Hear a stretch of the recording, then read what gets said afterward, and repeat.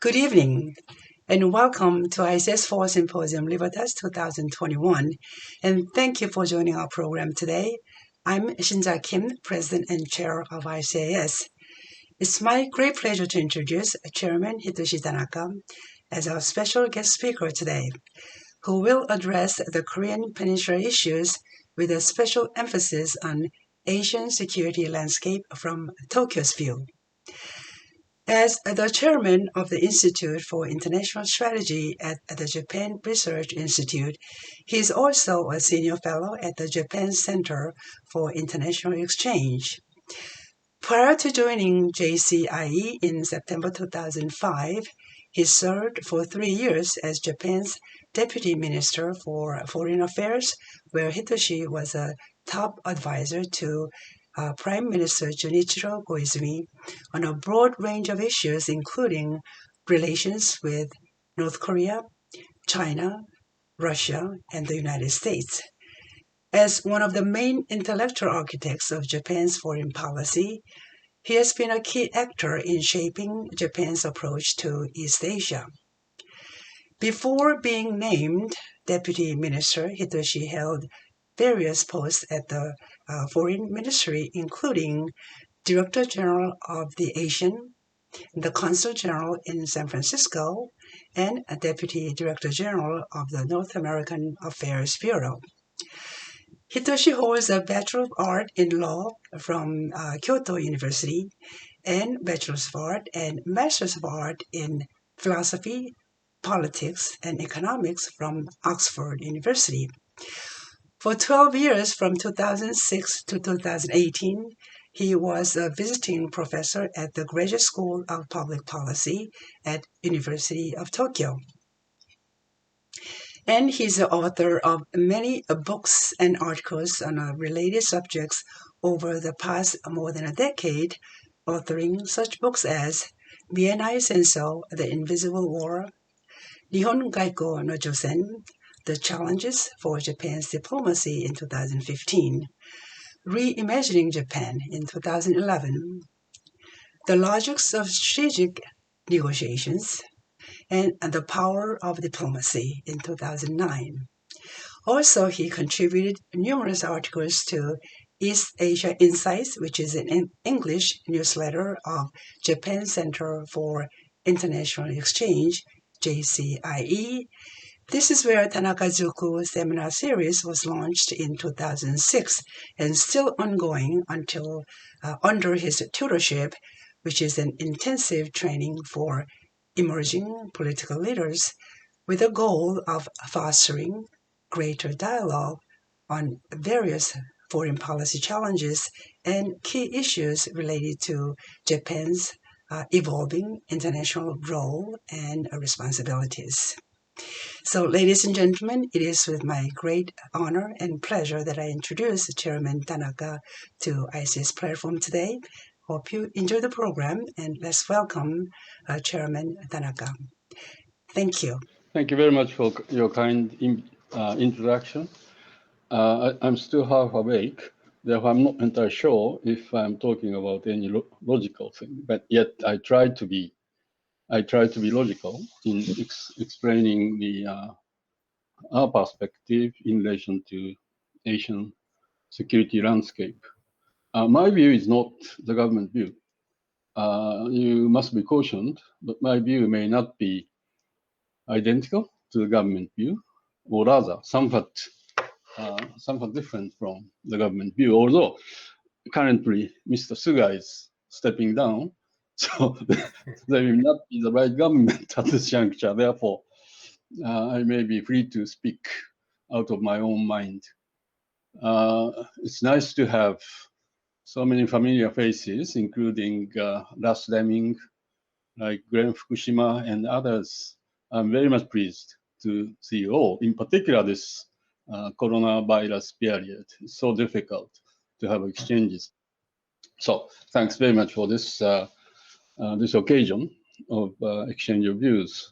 I shall limit my initial remarks to a bare minimum so that I could have the exchange of views regarding the common interest. I would initially talk about 4 countries: China, North Korea, South Korea, and most importantly, United States. So let me start talking about China. There is a key question which to be presented to all of you. Would China change? Would China change? It appears to me that the United States has already concluded China would not change, irrespective of our engagement policy. I have different view. I have a different view. It is extremely necessary for us to have right hedging, right deterrence system against Chinese aggressive action, but at the same time, there is no way for us to get rid of other part of policies which needs to be, run parallelly with the policy of deterrence. Because China has been changing a lot since the end of the Second World War. At one time, China took low-key policy, and now China has risen. China has sufficient confidence, and China became very aggressive under the current president of Xi Jinping. But do we not consider that China has got very many bottlenecks? I think key issue, whether or not China would change, key issue is economy. Would China continue to have this immense economic growth or not?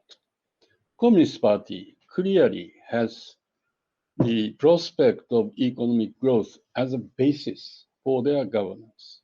But if you look at the current situation, alongside with conventional economic difficulties like rising costs and all those of normal economic difficulties, that we see coronavirus, we see what we call the decoupling issue, the high tech, they would have to find right supply chain and all that thing.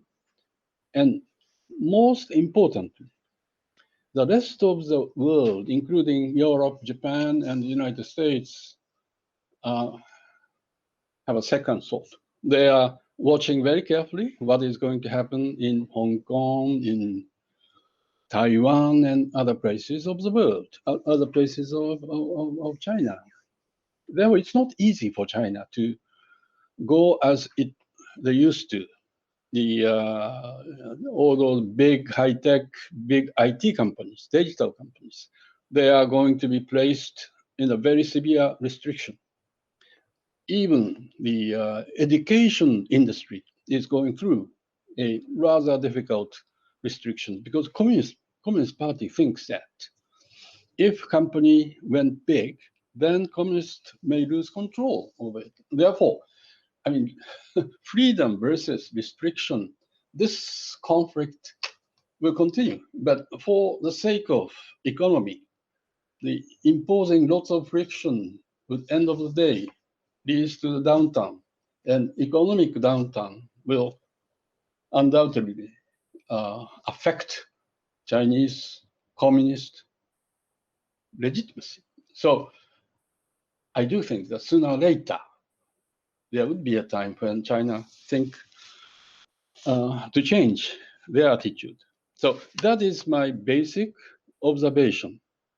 But I am not saying that we should relax our system of deterrence against China. It's good for us to have strong U.S.-Japan security alliance. It's good for us to have what we call Indo-Pacific concept.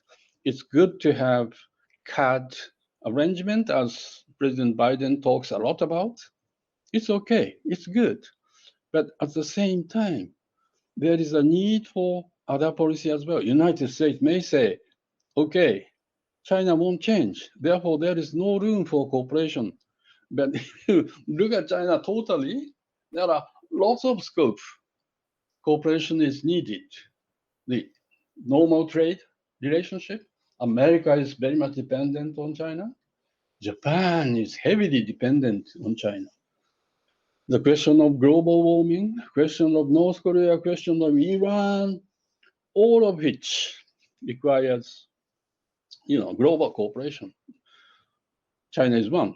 Therefore, we must pursue balanced right policy, the deterrence and cooperation. So that's what we need to be doing. And Japan, in our part, clearly there's a strong role for us. I often say that in the event of the Cold War, Europe was the main theater. Europe was the front line. But for the coming 30 years, under the condition of US-China rivalry, Japan is the front line. Japan is a main theater. Therefore, Japan has a very distinct role to play. Japan has a strong alliance relationship with the United States, and Japan has a very heavy interdependent relationship with China. Therefore, Japan needs to have a right strategy. Japan needs to have a right strategy, and I think it is very necessary for us to think about what we call multi-layered policy, meaning that alongside with Indo-Pacific, yes, indeed, Asia-Pacific concept is very important, which includes China. Let us maintain APEC, East Asia Summit, RCEP, and all sorts of cooperative issues. While we have deterrence system, let us expand our cooperation with China. I think that is what Japan is going to do. And I think that is the right policy on the part of Japan. But for that, Japan needs to be finding out what is a common interest with China. And for that matter, apart from this global warming and all sorts of things, North Korea has a distinct possibility of cooperation between United States, China, because there is a common interest in denuclearizing North Korea. So let's move to the question of North Korea. I think almost all the experts seems to conclude that there is no way for us to get rid of nuclear weapons from North Korea. Again, I disagree. I have spent more than 1 year secretly negotiating with North Korea. I had a distinct belief that if right conditions were there, North Korea would get rid of their nuclear weapon. Because, but clearly, in order for them to get rid of nuclear weapon, there is a need for them to consider that indeed they are in a better position than holding nuclear weapon. Therefore, there is a need for precise conditions set. There are 4 precise conditions needed for negotiated settlement with North Korea. 1, very tight security and economic isolation on the part of North Korea. China is bound to continue,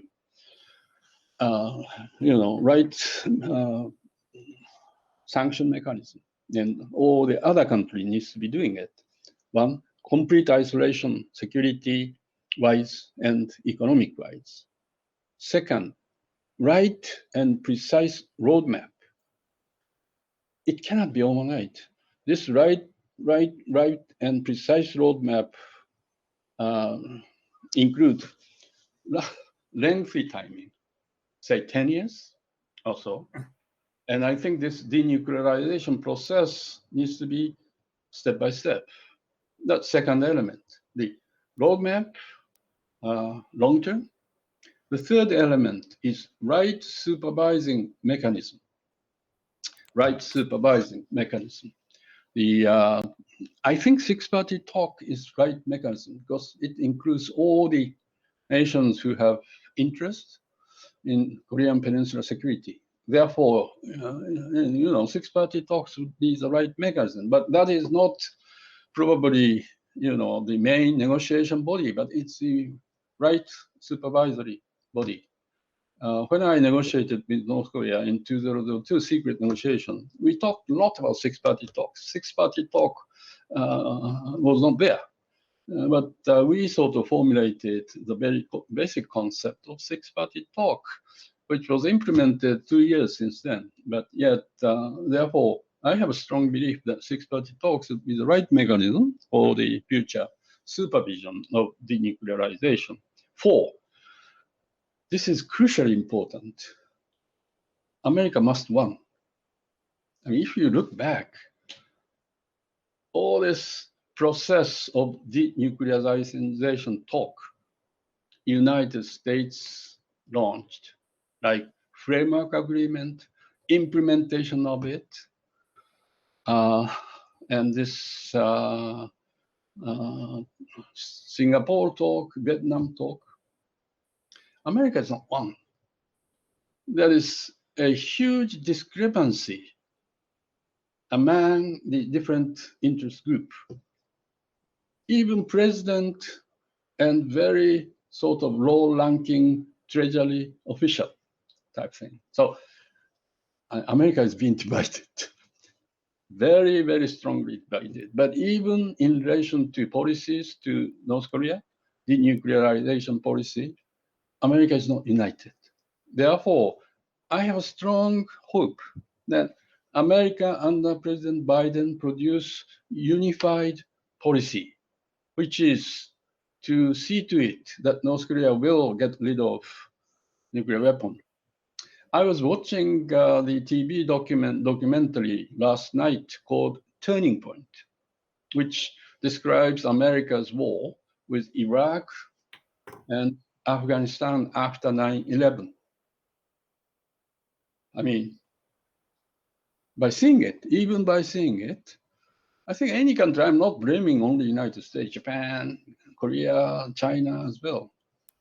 Policy is very shaken because due to the domestic evolution of domestic views. But in relation to this question of negotiated settlement of North Korean nuclear weapons, there is a strong need for unified America, unified Japan, Korea, United States, and the very straightforward talk to North Korea. I do think that in terms of negotiation, North Korea and United States is a complete mismatch. Complete mismatch, because North Korea is much involved emotional element, the pride, Confucius interests. America is much more dry. So Japan can play a very important role. Now, having said that, let me move to the question of South Korea. Well, I have been almost all the key occasions regarding our relationship. South Korea, the '88 Seoul Olympics game, the soccer joint hosting World Cup, the various terrorist activities, Kim Hyun-hee, and this North Korean issue all the way. This is impossible relationship. This is impossible. I do believe that. Why? Because if you look back, if you sort of learn the history of Japan vis-a-vis Korean Peninsula, Japan has all the time considered Korean Peninsula as needed for the security of Japan, because Japanese threat perception all along was strong China. In order to cope with China, Japan needed Korean Peninsula. That is the history that started from 16th century. Toyotomi Hideyoshi launched 150,000 troops to Korean Peninsula, almost occupied the whole part. Japan-China war of 1894 fought because of the Korean Peninsula. And Japan received sufficient concession regarding Korea. Japan-Russia war, Russia came in, Japan fought successfully to get rid of Russia from the Korean Peninsula. Japan colonized Korea for 35 years, from 1910 to 1945. I mean, so Japan's consideration vis-a-vis Korea was very geopolitical, in a sense, rational. In a sense, rational. But if you look this whole years for 500, 600 years from Korean angle, it's appalling damage was created by Japanese. So there is a deep, deep psychological entanglement. Both countries, very difficult to overcome. But now, South Korea, in terms of per capita income, is almost equal to Japan, surpassed to some extent. Now, South Korea is confident. Japan, under Prime Minister Abe, Japan has become much more nationalistic. Korea was an entity where Japan all the time took upper hand. But Korea is now, in terms of wealth, equal to Japan, and Korea has acquired confidence.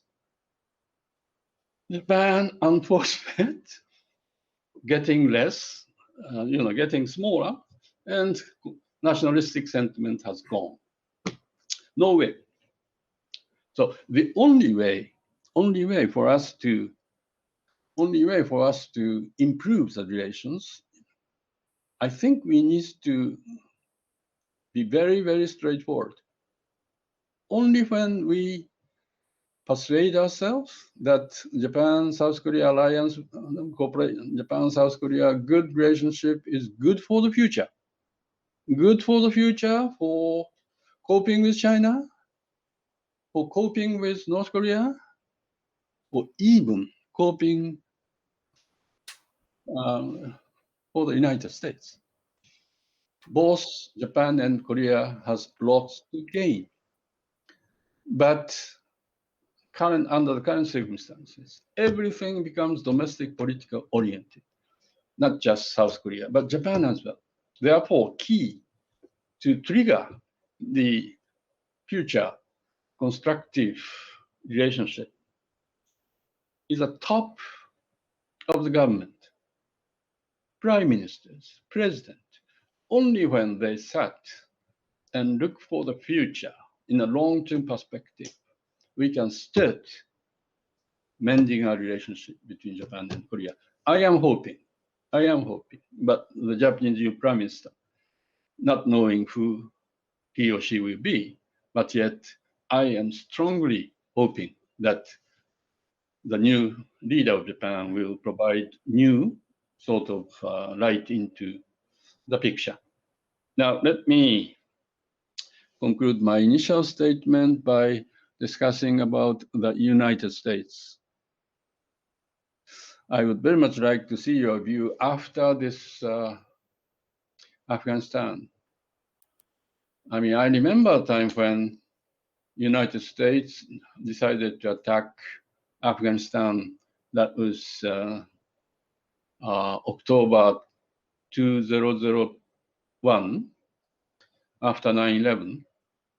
On that day, I was with Prime Minister of Japan going to China because Koizumi had gone to Yasukuni Shrine and Japan's relationship with China became so bad. And I was instructed by the Japanese Foreign Minister, I was Director General for Asia, instructed that Mr. Tanaka, please try to improve the relation with China. And I sort of plotted to bring Prime Minister to Marco Polo Bridge and to let Prime Minister speak his own historical recognition. And I had a huge session of, Japanese history vis-a-vis China. And that was a kind of important trip for the Prime Minister because, to going to China and to talk about history. So on the same day, America started bombing Afghanistan. And I thought, well, this might not be the right moment for that. But Prime Minister, nothing, he obviously decided to go to China. So that was 20 years ago, right? And now America is withdrawing. As I said, I was watching, I was confirming the whole period of time of United States, starting from 40 years ago, Soviet invaded Afghanistan and all sorts of things. I mean, it was a mistake. I'm sorry to say this. This is a wrong war. The Iraq war, Afghan war, it was wrong. But I say, was there any alternative to it at that time? I mean, all this 9/11 and all sorts of things. I don't think there is when there was strong sentimental sort of outburst, there's no other way to show strength. But it might have been a wrong mistake to have decided to fight two wars from Afghanistan to Iraq. But anyway, the important question is under the current circumstances where China, Russia versus United States, and they talked about value. They talked about the way America imposed so-called democracy on the developing nations. And there are two cases, very clear two cases. Democracy has not started after the military intervention. I don't know how United States recover from this. I have the strong feeling that America is becoming more sort of inward looking. At the same time, I have the strong confidence that United States would intervene. For instance, if there were to be the Chinese aggression to Senkaku, if there were to be Chinese aggression to Taiwan, I'm sure United States would intervene. There is no other way because it's such a vital importance on the part of the United States. It would be probably uncomparable to the question in Middle East. When the United States decided not to intervene into Taiwan Strait, it would be the end of American hegemony forever. And in the event the United States decided not to intervene vis-a-vis Senkaku, it is the end of US-Japan Security Treaty. If United States were deciding to intervene into Taiwan, and if Japan was deciding to say, no, you do it yourself, we have no intention to help, that is also the end of US-Japan Security Treaty. What is going to happen if United States decided to intervene into Taiwan affairs? US-Japan Security Treaty says that in the event that the United States were to use Japanese facility for the sake of combat operation, United States is obliged to have a prior consultation to Japan. There has been no prior consultation so far, but in the event of Taiwan crisis, there must be. And if Japan were to say no future for US-Japan Security Treaty, we will say yes, undoubtedly. And on top of it, we have created new set of legislation regarding security. Therefore, Japan is more actively supporting US in the event of crisis such as Taiwan crisis. Therefore, I mean, this is a testing case for the strength of alliance. And again, this people talk about after, post-Afghan type thing. Is American credibility sure or not? And I do think it depends upon the judgment of national interest on the part of the US. I mean, the United States will not send troops for the sake of other countries. The United States will send troops for the sake of, precise calculation of national interest on the part of the United States. So I have no sort of doubt about the US action in the event of Taiwan and also thing. But it is extremely important for us and for the United States not to see that military conflict, Taiwan. Therefore, what is more important is a diplomatic effort to make sure that China will not venture to take actions. I remember a time when in 1996, I went to China explaining a new defense cooperation guidelines to China. And my counterpart at that time was Wang He, the current foreign minister. And I said to him, I mean, he asked, just made a simple question.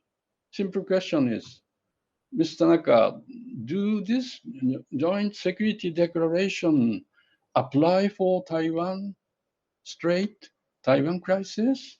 And I said to him, it depends. It depends.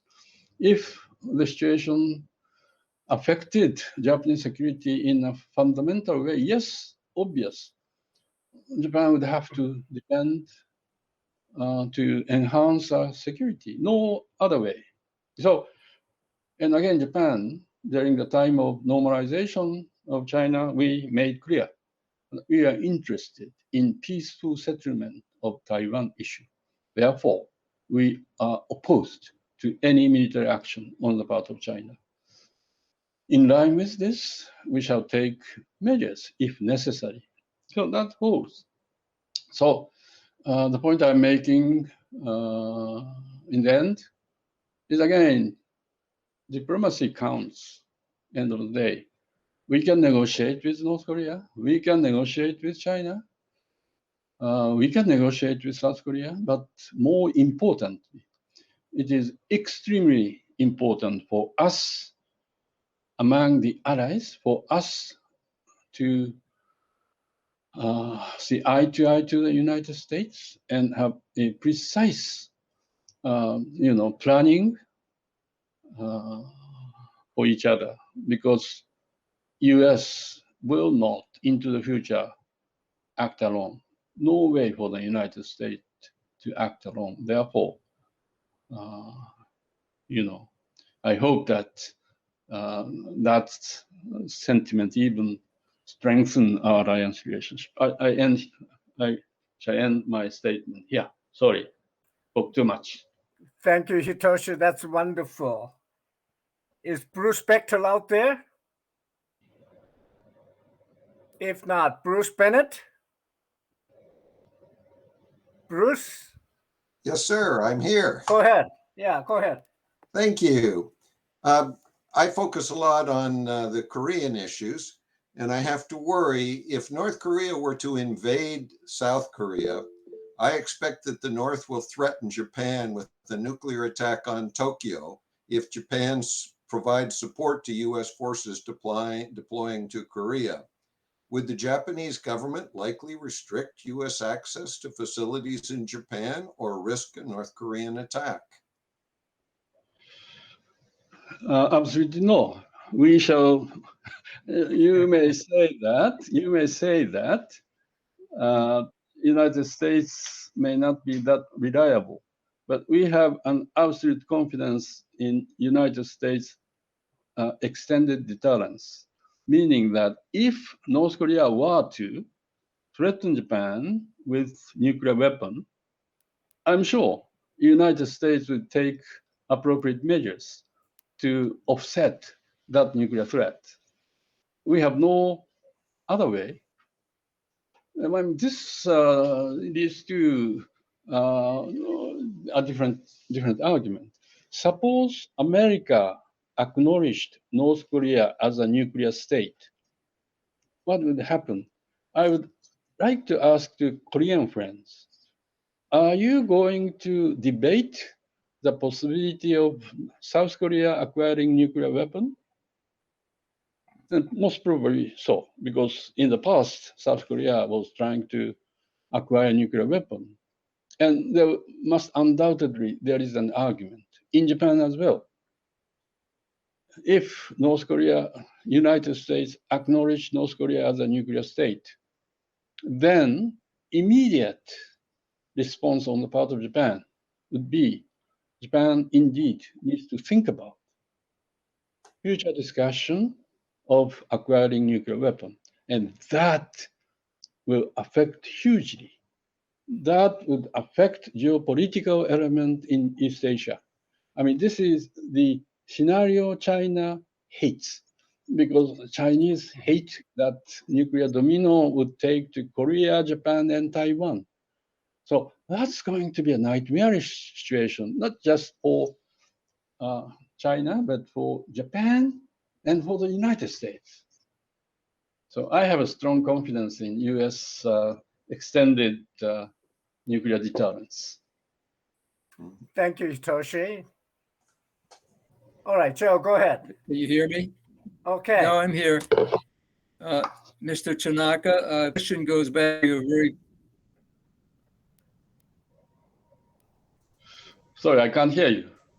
My question goes back to your very first point that you believed that China will change or has been changed. And my question is, do you believe that it is changing in a fundamental political way? That is the Communist Party of China ever going to be willing to relinquish power or compete with other political parties in a democratic system? Because until that changes, I don't think it's changing in a fundamental way.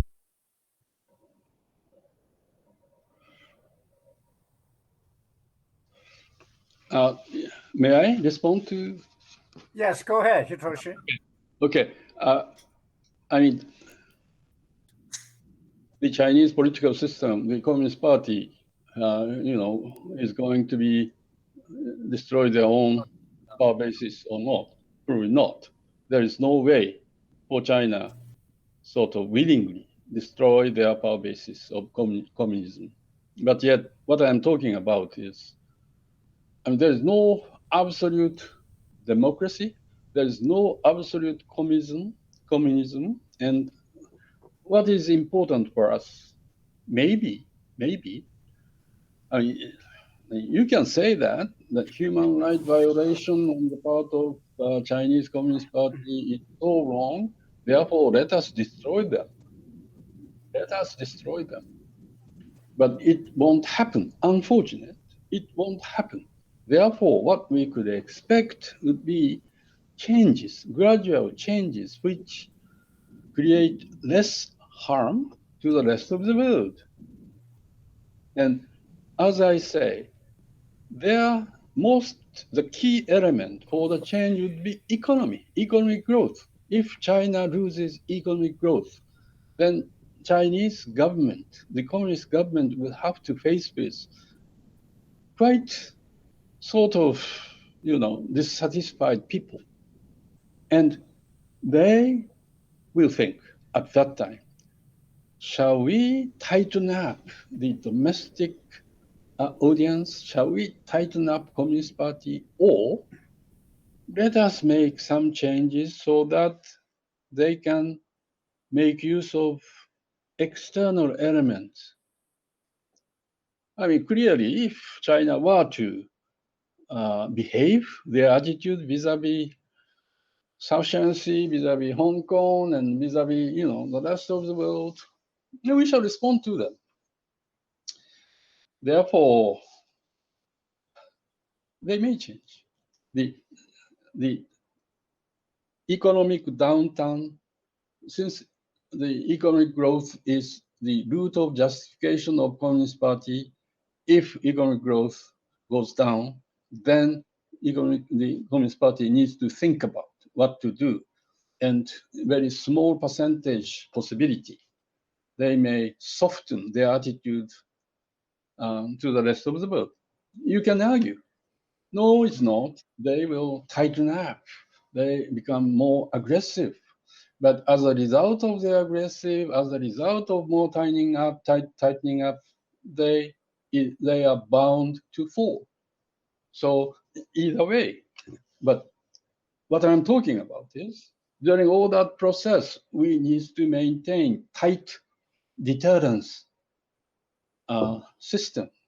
Japan-US Security Alliance, Quad, and all sorts of things. But yet, let us, provide an open space for them. No, absolute discussion, but the possibility. Thank you, Hitoshi. Ambassador Deming? If not, Chuho-han? Yes, good morning. Okay, go ahead. Ohayou gozaimasu. As someone based in Seoul, who also considers Tokyo as Taini no furusato, because I happen to have spent the ON Jidai in Tokyo. So I have lots of good memories, and also appreciate the significance of not just the relationship between South Korea and Japan, but also the trilateral relationships between amongst the three countries, including the U.S. And definitely appreciate your overview of the Japan and South Korea relationship. My question is very simple. Like you mentioned that that from your standpoint, it's the top-down approach would probably be the only solution. But I think I mean I definitely agree. But at the same time, our relationship between the two countries is way too important to leave the whole thing to the politicians. And so my sort of question is, what do you think are ways for civilians like myself, or for the next generations like my son, who's actually also watching this this panel, to really engage in a very small, perhaps in a very small way, but to raise awareness, the historical, the history, the importance of why, the importance of the two countries, not just militarily or security standpoint, but culturally as well. I mean, because we're so close, and we pretty much talk in the same language.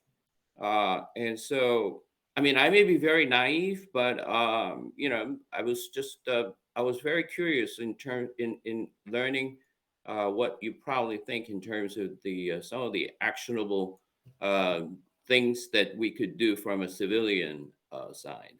Thank you. Okay. Hitoshi, it's all yours. I think what we call grassroots basis between Japan and Korea is very, very strong. We watch as an everyday event Korean TV.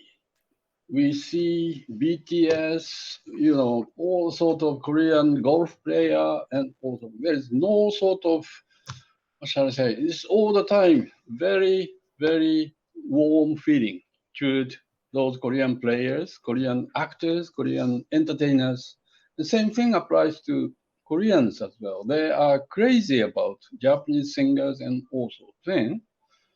Therefore, I have no worries about all this grassroots exchange. And the whole question is quite different.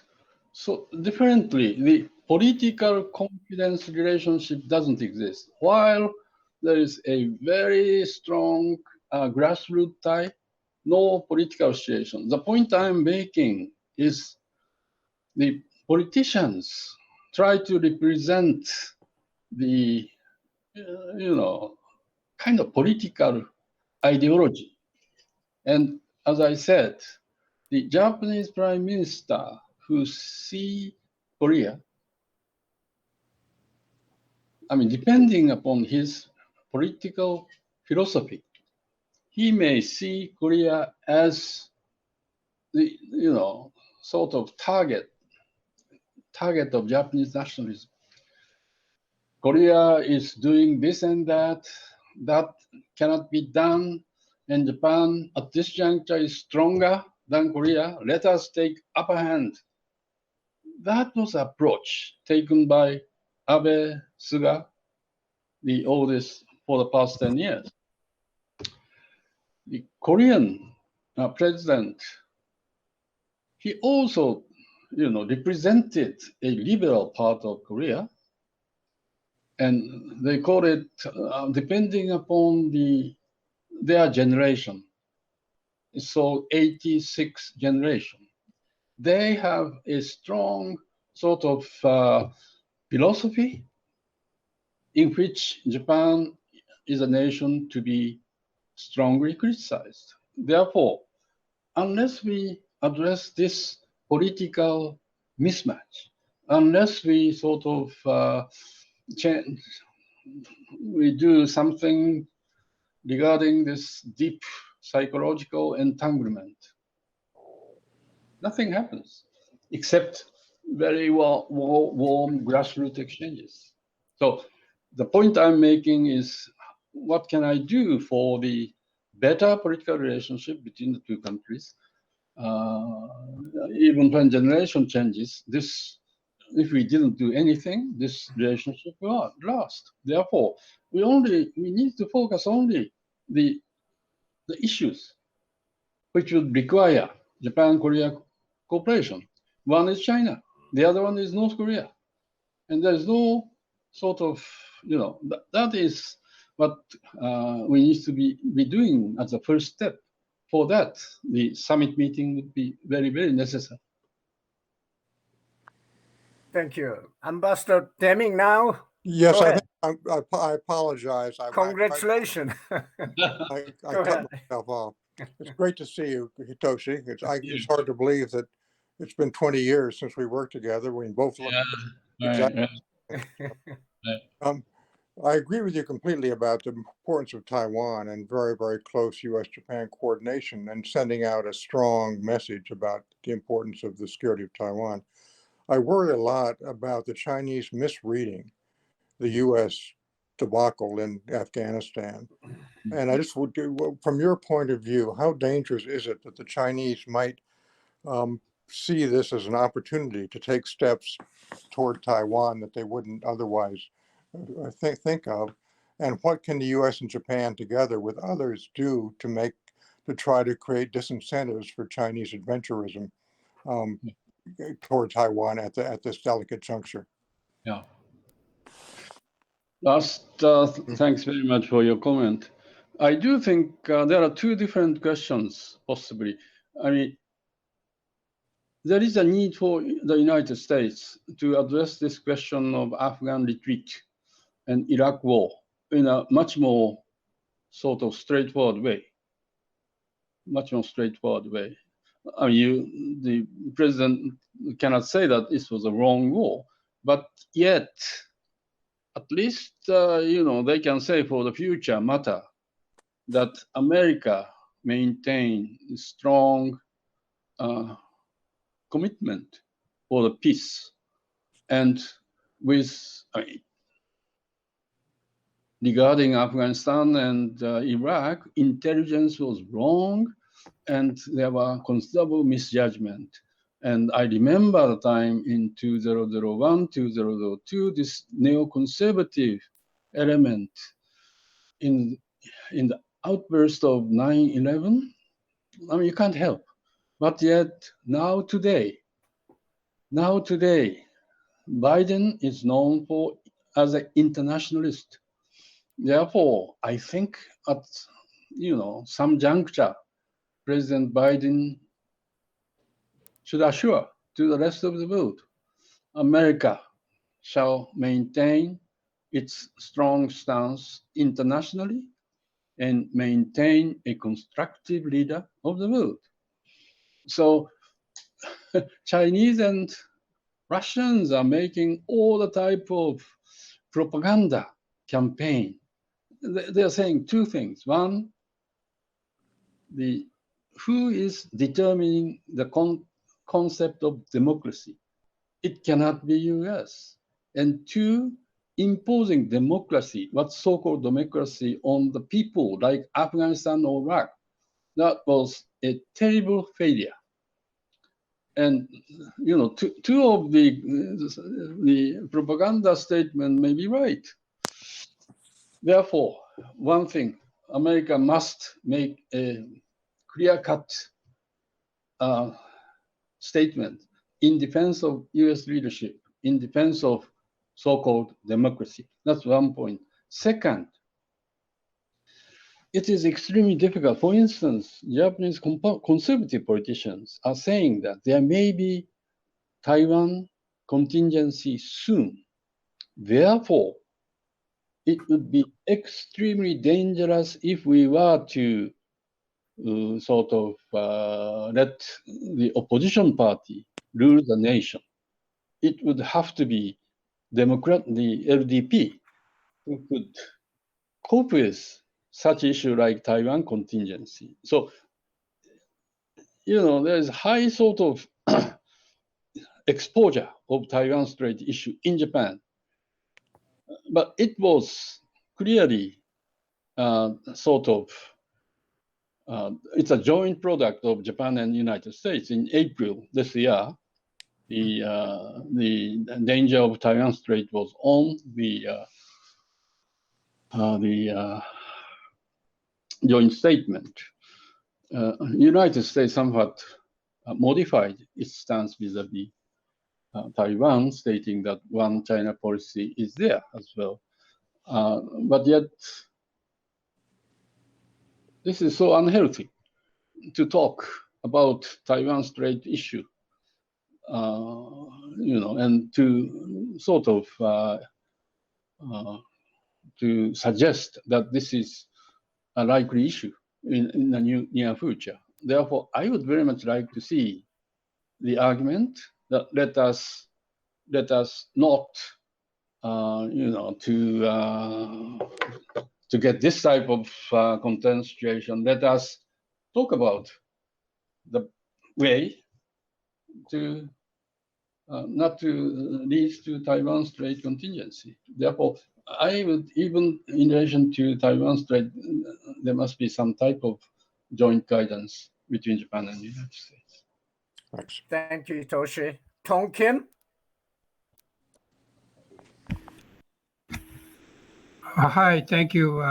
It was a very comprehensive review of the situation Japan might be interested in, not only in the Far East, but including all major countries, and especially China, the United States, and South Korea and North Korea.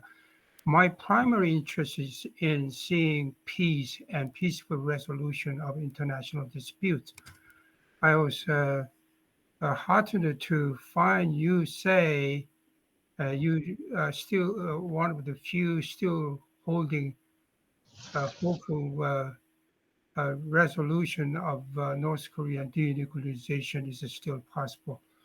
Now, in my view is that North Koreans will not come to talks 9 months after Biden's inauguration. They still have not come to, and U.S. have not offered us other than just unconditional talk anywhere, anytime.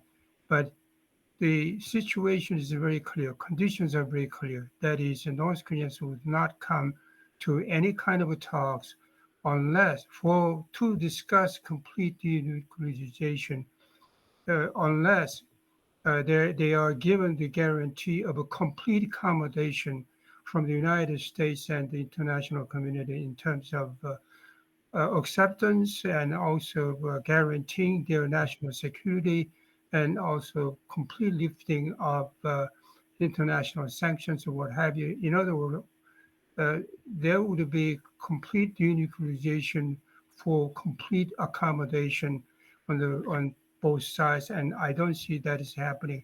But now, my question is what Japan can do to help improve the atmosphere in which they can struggle, or tackle on this same issue, now about 30 years old, but what Japan can do other than talking about abduction issues all the time, which does not have a direct bearing on the issue of denuclearization, but politics and human rights, of course. These are very important issues. So what Japan you think it can do? And I want to take a broader scope of the issue of nuclear weapons. That is, Japan having experienced Hiroshima and Nagasaki 60 years ago. Only country having been experienced nuclear bombing. Wouldn't Japan be more interested in promoting a movement or participating in an international movement to build a world free of nuclear weapons, to get rid of all the nuclear weapons, including North Korean nuclear weapons as well, emerging nuclear weapons, as well as other thousands of nuclear weapons the United States and Soviet Russia has and China keep building up. So what is your take on this kind of potential idealistic approach, what Japan can do? We talk about NPT, but it's primarily to constrain the non-proliferation of a new proliferation and stopping other countries acquiring nuclear weapons, but not to get rid of nuclear weapons of those who already have them, including P5. Thank you, Tom. My approach may not be as idealistic as you may have thought. I thought that my approach is very pragmatic in a sense. First, the question of North Korean nuclear weapon. Indeed, Japan's interest is not only abduction, but what we have been saying that in order to even resolve abduction, we need a comprehensive talk in which nuclear this denuclearization is one thing. That's the reason why we sort of launched what we call Pyongyang Declaration. And you may not believe me, but yet six-party talk was established by Japanese initiative, because we have the strong belief that unless we resolve nuclear issue, there will be no solution to any other issues at all. So even today, we need to resolve the question of nuclear weapon. I am the person who negotiated with North Korea. I spent 100 of hours with them. And I am Japanese. And I think Japanese is probably more similar to Koreans than Americans to Koreans. Therefore, I think the approach is very sort of, in a sense, very mental type thing. Not sort of, well, I try to be rational, but yet rationality is not everything. So I sensed very strongly that if we are honest, and if we present a fallback position to them, if we can explain to them and they understand what they can receive from us. I mean, in my negotiation with North Korea, from the beginning to the end, they demanded money. They demanded money. I said, no. No. End of the day, I didn't promise a penny. I promised the future prospect. In the event of normalization, we shall provide huge resources to you. Therefore, what you need is patience. What you need is thorough efforts to convince them. I think we can do that. I think we can do that. America, all the time, with strong power behind you. And North Koreans all the time see America not through his face, but through the weapon behind you. So I think it is possible.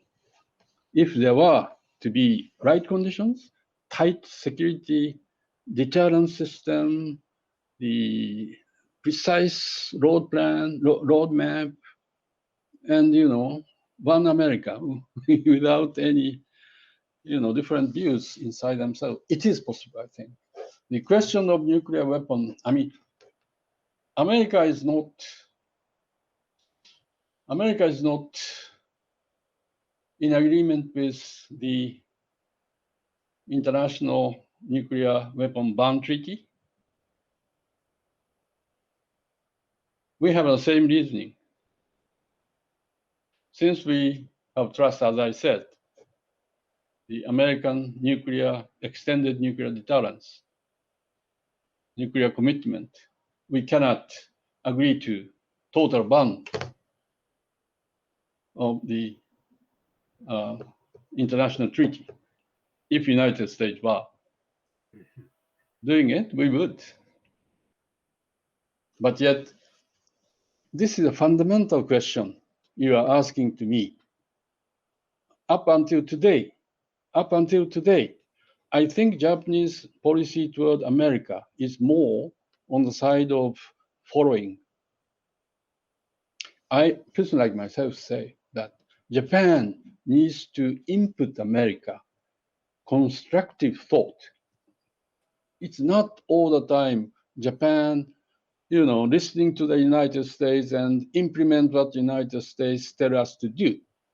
No, America's credibility is down to some extent. America's strength is down to some extent. Now America would have to collaborate with the rest of power, including Japan, for making decisions, for acting. Therefore, Japan, on our part, must make much more proactive diplomacy vis-a-vis Asia.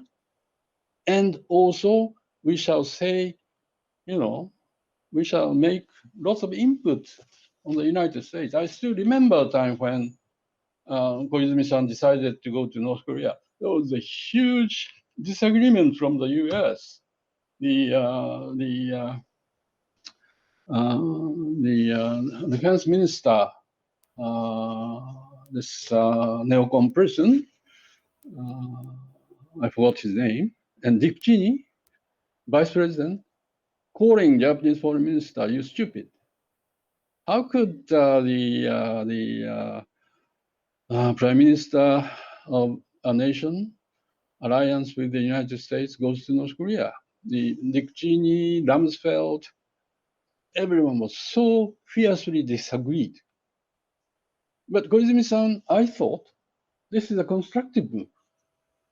And I promised to them, I promised to the United States, we shall not undermine the interest of the United States. We promised that. But we have our own agenda. We have our own interest. All the time, almost all the time, interest overlaps with the United States. But there is something which we need to be doing it independently, such as abduction or, question of past and all sorts of things. If United States were doing it for Japan, I would like to trust everything to US, but this is not the case. So depending upon who is going to be the leader of Japan, there may be a change. I'd rather support more independent Japan. But, alliance, the constructive alliance is not just, obeying the United States, more sort of tense alliance relationship. I would like to. And under that event, we may agree to the international treaty, which try to ban the nuclear weapon. But so it's very much to do with the very sort of fundamental relationship with the US. It may change. Thank you, Hitoshi. Hey, Glenn, good to see you. Glenn Fukushima, go ahead. Oh, thank you. All Hitoshi, right. it's great to see you. All right. I think it was 1985 to 87 that we negotiated on trade issues. So I think it's been 36 years. But I was in Japan last year from March until August, but I have not been in Japan for about a year. But based on a number of Zoom calls I've had with Tokyo the last week or so, we have the impression here in Washington that the next prime minister of Japan is likely to be either Mr. Kishida or Mr. Kono. If that's the case, what can we expect? What would be different between the two of them with regard to relations with China, the United States, and South Korea? Thank you, Glenn. I have not still made out my own view, but yet the press says that in the event Kishida is chosen as the head of LDP, and then the win at the general election, Kishida may be following the policies Abe Suga laid out. So the only possible chance for Kishida to win is to have the backup from the traditional vested interest, old type LDP people like Abe, like Aso, like Nikai, like they dislike generation change. So originally Kishida started saying sort of various issues, irregular issues needs to explain. And the abuse of power is something which we need to avoid. And also that may be seen as a hostile statement to Nikai or to Abe. But Abe sort of, probably he sort of used his influence to let Kishida change his statement. And I say that expose it so that people in Japan will vote against them. And the same thing may be happening to Kono. Kono is very independent person, but the press says that he may not be steady. He is somewhat, I don't know, he doesn't, he's not good at groundwork. He makes statements, he uses SNS, and he tried to do something on his own without talking to anyone. And he is said to be a man of power harassment as well. So I was yesterday talking with his father, and I started thinking that for Japan, Kono may be a better choice, but Kono must be helped by the right politicians surrounding him, steady one, like Ishiba, like others. So, anything can happen in the Japanese selection of the leaders for the coming 1 month. Very interesting to see whether we see independent Japan, where we see very traditional old type Japan. I think that is going to be decided by the end of this month. But with regard to South Korea in particular, do you see a significant difference between Kishida and Kono?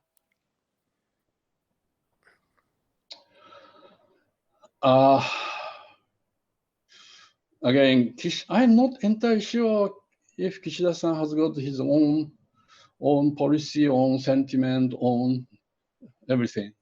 He may be influenced by Abe. In that case, and again, conservative element of Japan, he may refuse to be accommodative to South Korea. So pursue the same policy unless South Korea come with a proposal. I shall not meet with the president of Korea. But the Kono is much more, I think he has more free hand. He may consider the need for rapprochement with South Korea, but yet I dislike him behaving. I remember the time when he was the foreign minister, he called the Korean ambassador to the ICAS house, and he took such a sort of arrogant attitude. Yep, I remember. You remember that? And I made the open criticism in TV. Since then, he never talked to me. All right. Thank you, Glenn. Thank- Edmund? Hey, Sungju. Okay, go ahead, Edmund. Thanks.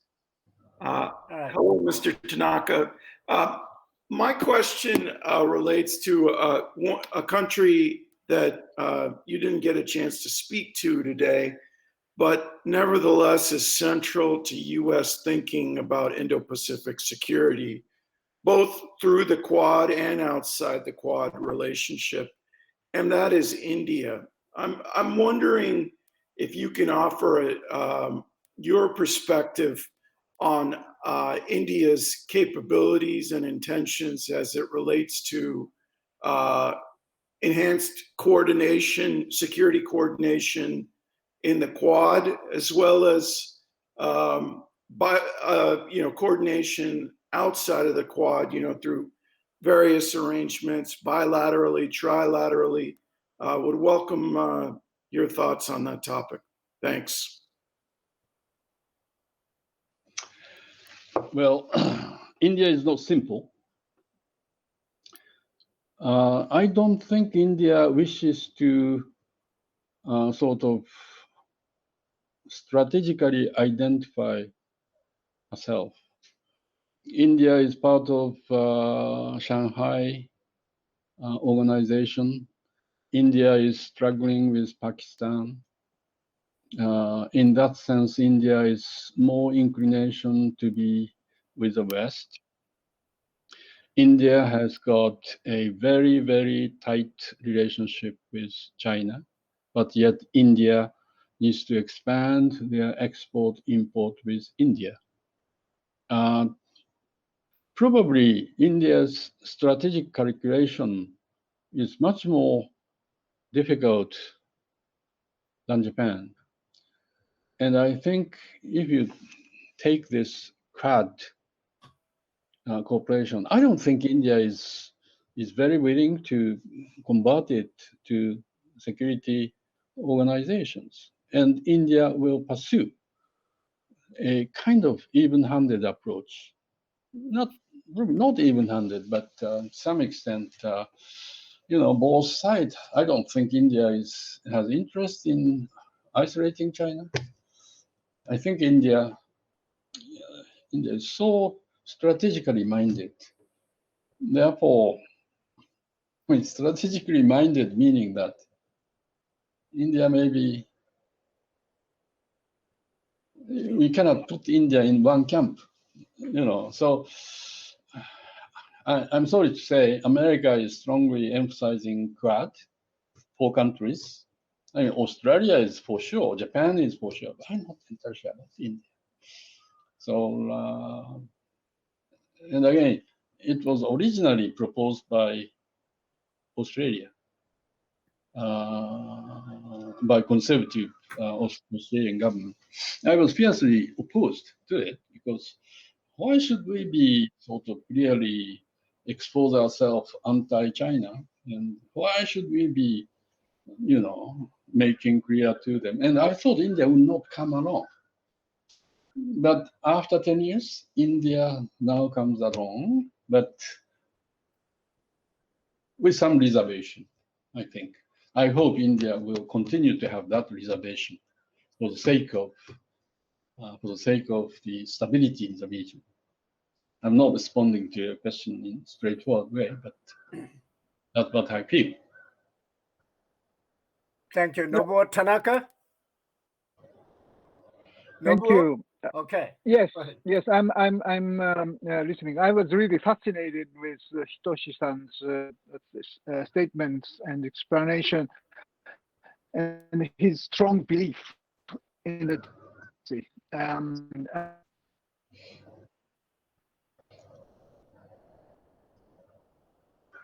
I can't hear you. Go ahead. Nobuo? You're frozen. Kind of important elements in the Northeast Asian peace. But even by saying that, I agree with Dr. Ton's statement about Japan's role as a peaceful nuclear user. And we can do something different from the past and also from the United States. And by somehow access ourselves to the nuclear ban treaty and try to develop the nuclear proliferation resistant technologies which US has and Japan, Korea is very interested in. So jointly developing such technology, inviting North Korea or Iran if they agree to denuclearize themselves, but maintaining the nuclear capability as such for the peaceful use. So by doing so, Japan can be a leader of non-weapon states and ask the permanent status and Security Council of the United States, because P5 countries are all weapon states. Japan should be different. So as a diplomacy, we can promote the, let's say,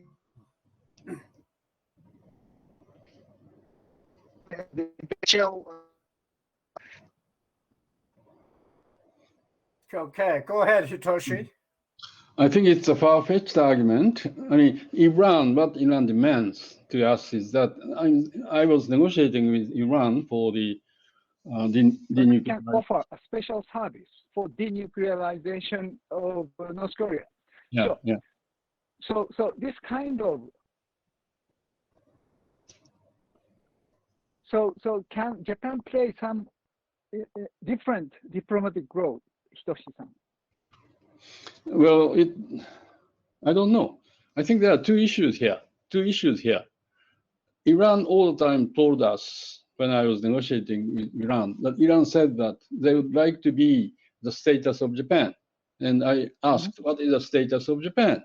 Status of Japan is to develop nuclear capability, peaceful nuclear capability, and to present the nation as if Japan can convert this peaceful nuclear capability to military in a short period of time, 6 months, for instance. This is rather dangerous argument. Every country would like to reach to the stage where peaceful nuclear capability becomes, under the NPT regime, it is totally justifiable, and make commitment that we shall not use this for the military purpose. But anything happen, and we suspect that one country may use it for the military purpose.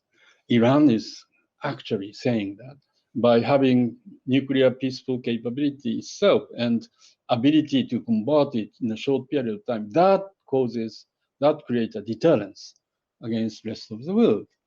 I'm not entirely sure if that is the right sort of mechanism for the rest of the world. That's point number one. Point number two, Nobuo-san may be involved into the future.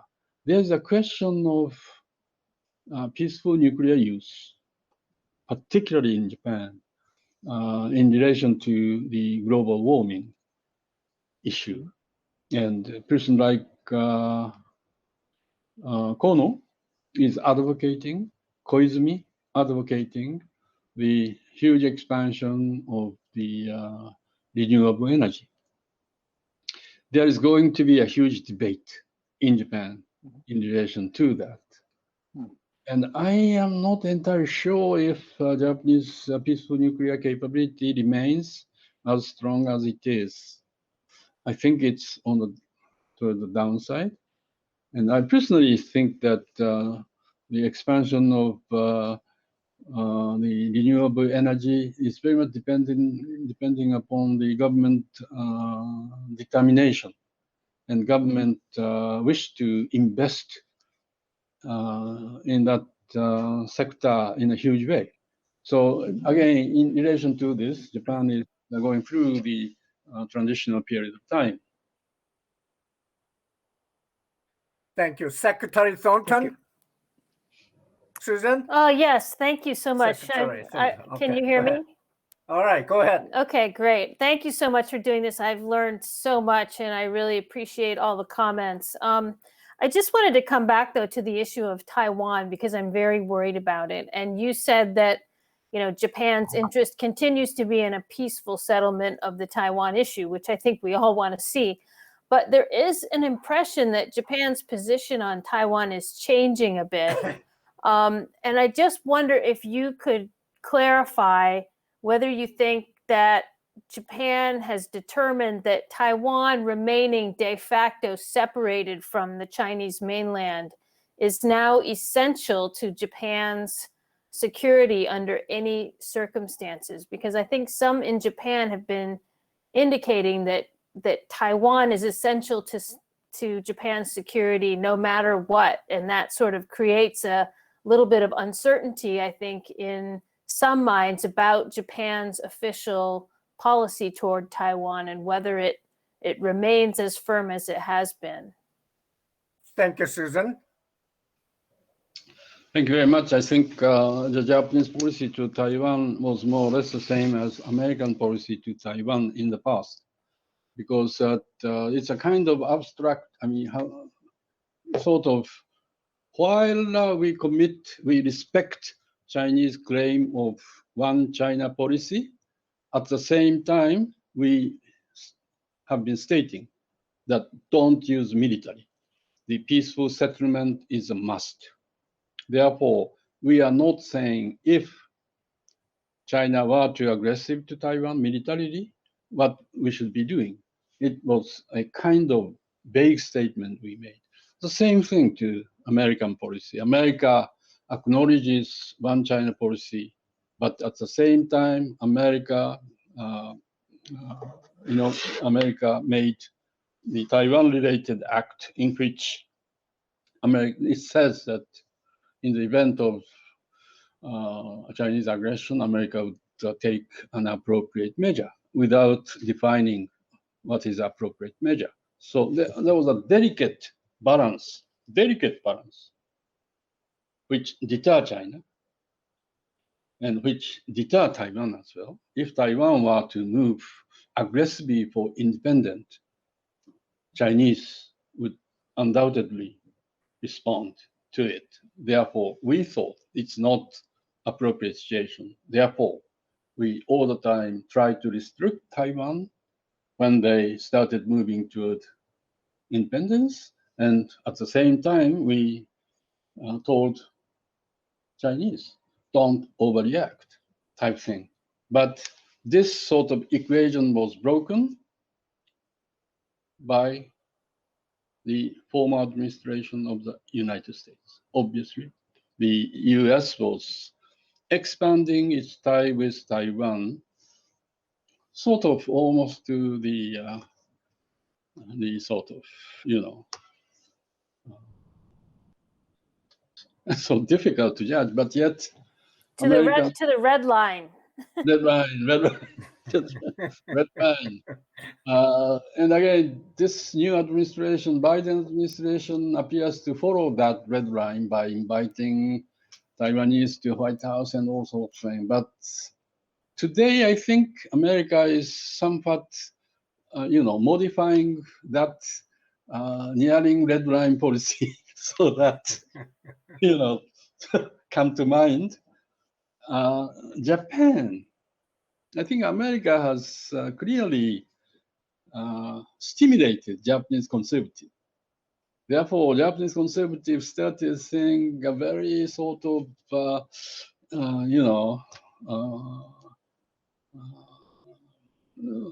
extreme statement.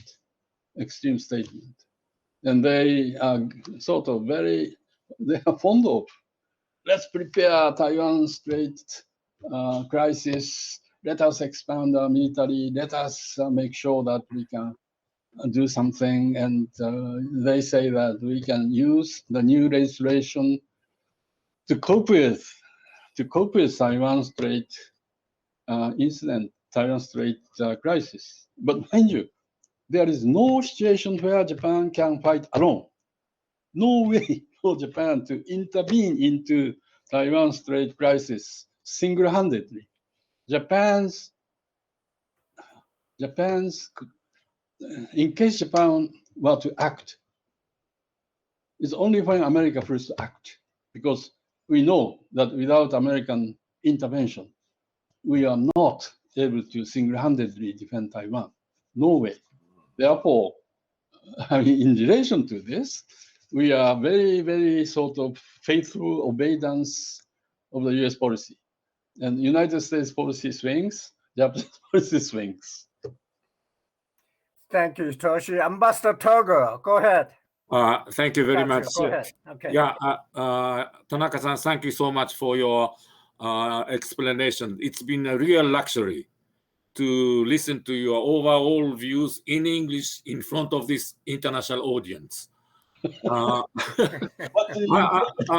I have one question related to South Korea. I cannot agree more that the position to be taken by the new prime minister will become extremely important. Right. But suppose that we are going to have a prime minister who declares that I want to improve relations with South Korea. Then the immediate issues which separate us are history issues. And there are three concrete issues. One is comfort women. Another one is conscripted workers issue, both of which appeared on the surface in 2018. And the third issue now, the issue of the UNESCO industrial heritage issue, about which we have a time limitation, that we need to make the next report at the end of next year. As an expert on this, on South Korea-Japan relations, if you are asked, what can we do about these three issues? What would be your advice to the new prime minister? Thank you, Kazu. Well, I think it should not be possible to, to settle those issues black and white. No, because if things are settled in a favorable way to Japan, Korea wouldn't accept it. And again, Korea is going through the presidential election next year. And again, the Liberal Party, this very strong anti-Japanese sentiment is there. Therefore, in order to settle COVID, the specific issues, the environment itself is not very good at all.